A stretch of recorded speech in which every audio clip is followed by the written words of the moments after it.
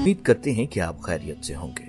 अबू अल-आस बासत नबी सल्लल्लाहु अलैहि वसल्लम से पहले एक दिन रसूलुल्लाह सल्लल्लाहु अलैहि वसल्लम के पास आए और कहा, मैं अपने लिए आपकी बड़ी बेटी ज़ैनब का हाथ मांगने आया हूँ।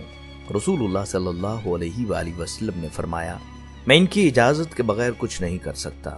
घर जाकर रसूलुल्लाह सल्लल्लाहु अलैहि वसल्लम ने हजरत ज़ैनब रज़ियल्लाहु ताला अन्हा से कहा, तेरी खाला के बेटे ने तेरा नाम लिया है, क्या तुम इस पर राजी हो? ज़ैनब रज़ियल्लाहु ताला अन्हा का चेहरा सुर्ख हुआ और मुस्कुराई।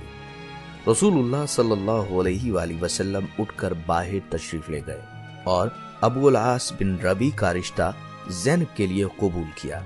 यहाँ से मोहब्बत की एक दास्तान शुरू हुई। अबू अल-आस से ज़ैनब का बेटा अली और बेटी इमामा पैदा हुए। फिर आजमाइश शुरू हो जाती है, क्योंकि नबी सल्लल्लाहु अलैहि वसल्लम पर वही नाजिल हुई। आप अल्लाह के रसूल बन गए। अबू अल-आस कहीं सफर में था। जब वापिस आया तो बीवी इस्लाम कबूल कर चुकी थी।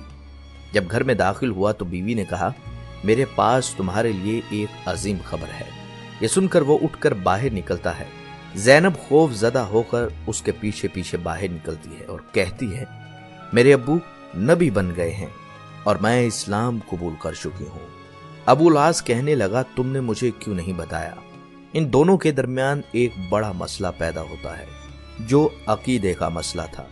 ज़ैनब, मैं अपने अब्बू को झुठला नहीं सकती और ना ही मेरे अब्बू कभी झूठे थे। वो तो सादक और अमीन हैं।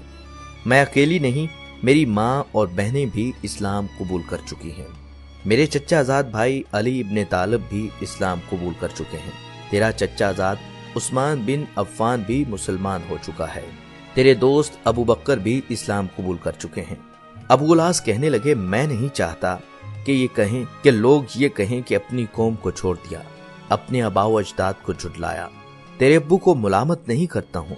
बहरहाल अबू अल-आस ने इस्लाम कबूल नहीं किया।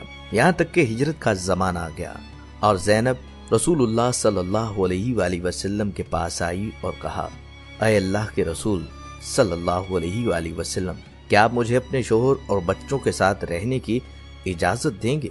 रसूल सल्लल्लाहु अलैहि वसल्लम ने फरमाया, अपने शोहर और बच्चों के पास ही रहो। वक्त गुजरता गया और दोनों अपने बच्चों के साथ मक्का में ही रहे।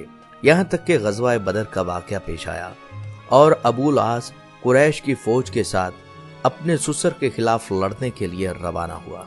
ज़ैनब खौफज़दा थी कि इसका शोहर अब्बा जान के खिलाफ जंग लड़ेगा, इसलिए रोती हुई कहती थी, ऐ अल्लाह, मैं ऐसे दिन से डरती हूँ कि मेरे बच्चे यतीम हों या अपने अब्बू को खो दूं। अबू अल-आस बिन रबी रसूलुल्लाह सल्लल्लाहु अलैहि वसल्लम के खिलाफ बदर में लड़े। जंग खत्म हुई तो दामाद ससुर की कैद में था। खबर मक्का पहुंच गई कि अबू अल-आस जंगी कैदी बनाए गए हैं। ज़ैनब रज़ियल्लाहु ताला अन्हा पूछती हैं कि मेरे वालिद का क्या बना? लोगों ने बताया कि मुसलमान तो जंग जीत गए, जिस पर ज़ैनब रज़ियल्लाहु ताला अन्हा ने सजदाए शुक्र अदा किया। फिर पूछा, मेरे शोहर को क्या हुआ? लोगों ने कहा, उसको उसके ससुर ने जंगी कैदी बनाया। ज़ैनब रज़ियल्लाहु ताला अन्हा ने कहा, मैं अपने शोहर का फिदिया भेज दूंगी। शोहर का फिदिया देने के लिए ज़ैनब रज़ियल्लाहु ताला अन्हा के पास कोई कीमती चीज न थी, इसलिए अपनी वालदा उम्मुल मोमिनीन खतीजा रज़ियल्लाहु ताला अन्हा का हार अपने गले से उतार दिया और अबू अल-आस बिन रबी के भाई को देकर अपने वालिद हजरत मोहम्मद सल्लल्लाहु अलैहि वसल्लम की खिदमत में रवाना किया। रसूलुल्लाह सल्लल्लाहु अलैहि वसल्लम एक एक कैदी का फिदिया वसूल करके इनको आजाद कर रहे थे। अचानक अपनी जोजा खतीजा रज़ियल्लाहु ताला अन्हा के हार पर नजर पड़ी तो पूछा, ये किसका फिदिया है? लोगों ने कहा, यह अबू अल-आस बिन रबी का फिदिया है। ये सुनकर रसूलुल्लाह सल्लल्लाहु अलैहि वसल्लम रो पड़े और फरमाया, ये तो खतीजा का हार है। फिर खड़े हो गए और फरमाया, ऐ लोगो, ये शख्स बुरा